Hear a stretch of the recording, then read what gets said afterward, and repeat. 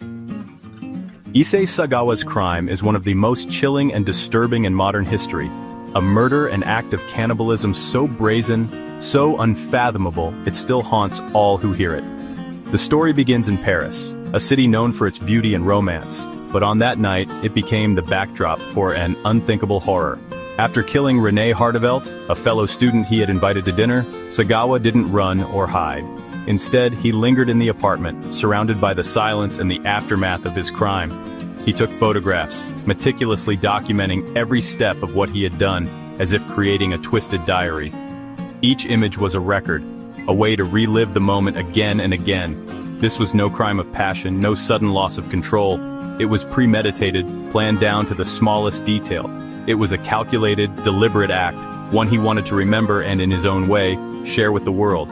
Sagawa even wrote about his fantasies before the crime, leaving behind a chilling paper trail.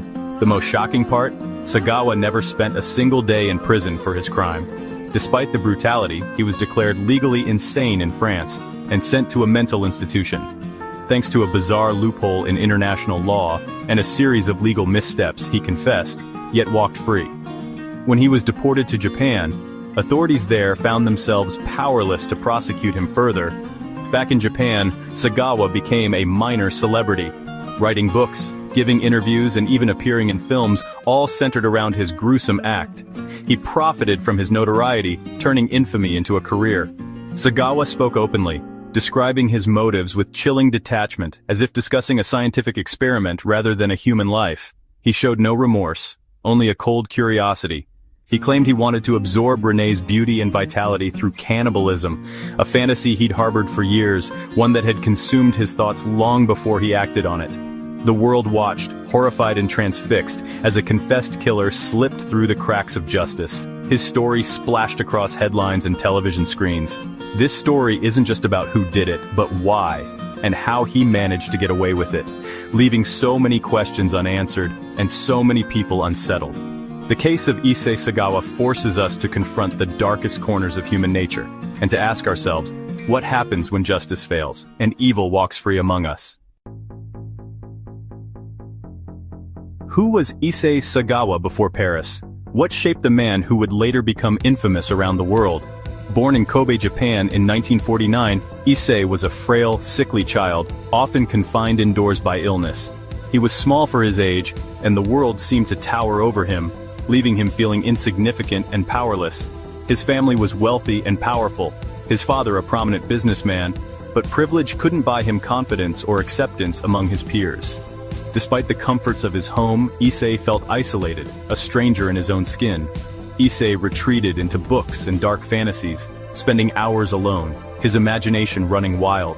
He became obsessed with stories of power and dominance, feeling like an outsider in every room he entered. As a university student, his obsessions grew more intense. He fixated on tall, healthy Western women, seeing in them everything he was not: strength, confidence, and freedom. His fantasies, once private, began to turn predatory and dangerous. He even broke into a woman's apartment, intent on cannibalism, but fled in panic when discovered. This was not a one-time impulse, but a sign of a growing compulsion he could no longer control. His father's influence and wealth kept him out of legal trouble, shielding him from consequences and emboldening him further. The boundaries between fantasy and reality blurred. Outwardly, he was quiet, intelligent, and unassuming, a model student. But inside, a monstrous desire was growing, hidden beneath a mask of normalcy. He earned a master's in English literature, impressing professors and classmates alike. Yet his true education was in secrecy, obsession, and the darkness he nursed alone. The stage was set for tragedy, one that would unfold far from home in a city that promised anonymity and new opportunities. Sagawa's path to infamy was paved long before he set foot in Paris. The seeds of horror had already taken root, waiting for the right moment to bloom. In 1981, Issei Sagawa moved to Paris to study at the prestigious Sorbonne University, a dream destination for countless aspiring scholars. For most, Paris is a city of inspiration, romance, and endless possibility. But for Sagawa, it became something far more sinister, a hunting ground, where his darkest desires could hide in plain sight. The city's vibrant streets were filled with the women who populated his most disturbing fantasies, each one a reminder of the obsession that consumed him. At just 4'11", Sagawa was almost invisible, easily blending into the bustling crowds. He wandered the boulevards and narrow alleys, free to observe, to plan, and to wait for the right moment. It was here that he met Renee Hartevelt, a bright, kind Dutch student. She was everything he admired: intelligent, compassionate, and full of life. To Sagawa, she embodied everything he both longed for and coveted.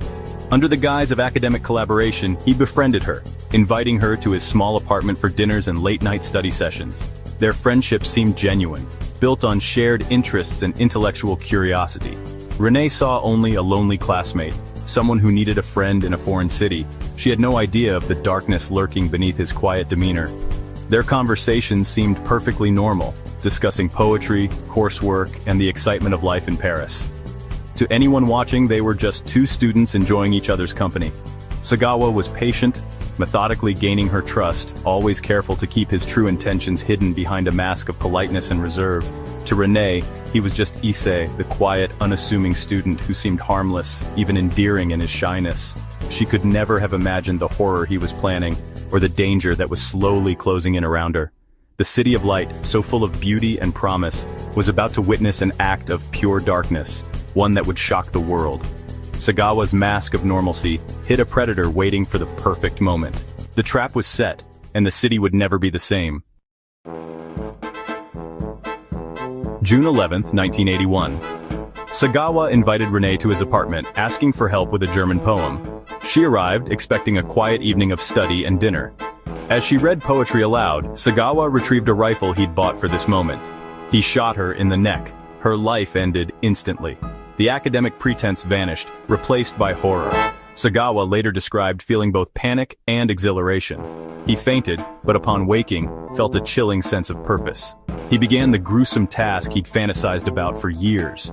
Methodically, he dismembered her body, selecting parts with disturbing care. This was not a frenzied attack, but a cold, calculated ritual. The apartment became a scene of unimaginable horror. Sagawa's fantasy had become a grim reality. The world would soon learn of the darkness that unfolded behind closed doors. What followed was even more disturbing. Sagawa documented everything.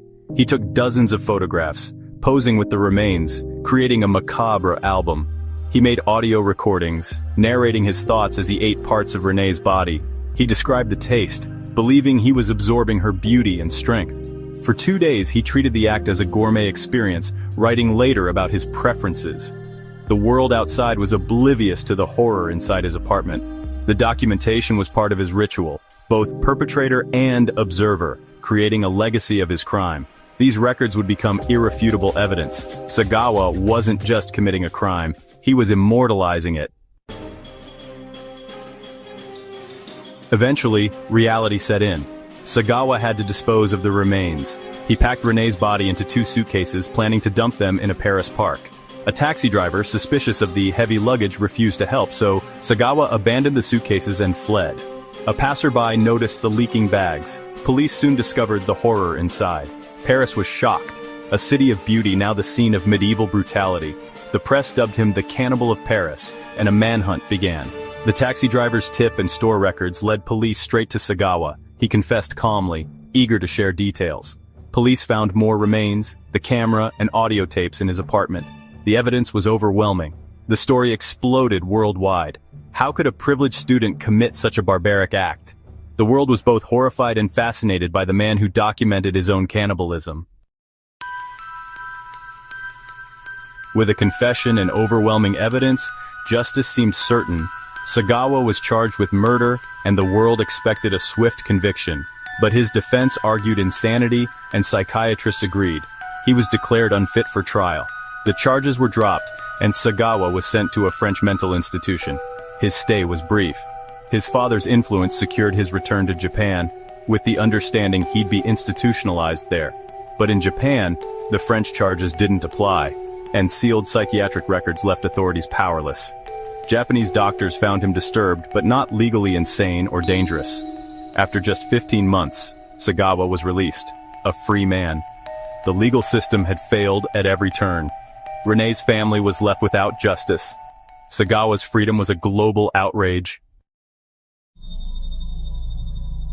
Sagawa's release in 1986 shocked the world. A confessed killer, free to live his life. Instead of hiding, he embraced infamy, becoming a bizarre celebrity in Japan. He wrote a best-selling memoir, gave interviews, and even appeared in adult films. He painted scenes of his crime, commodifying his notoriety. For decades, he lived quietly but notoriously, always willing to recount his story. He claimed to still have cannibalistic fantasies but insisted he'd never act again. As he aged, his health declined. He died in 2022, never having faced true punishment. Sagawa's life was a spectacle, a living reminder of a justice system's failure. He profited from his crime while Renee's family endured endless grief. His death closed a disturbing chapter, but the questions linger. The world was left to grapple with the legacy of a killer who walked free. The Issei Sagawa case leaves us uneasy, questioning the very systems meant to protect us. How could a confessed killer escape justice? The loopholes in international law proved tragic. For Renee's family, there was no closure, only pain, as Sagawa profited from their loss. This story reminds us that behind every headline are real victims and shattered lives. Sagawa was not a monster in the shadows, but a privileged man hiding in plain sight. His case forces us to confront the darkness that can exist within anyone. True crime stories like this challenge our understanding of evil, justice, and human nature. If you want more deep dives into the world's most perplexing cases, subscribe for more stories that make you question everything.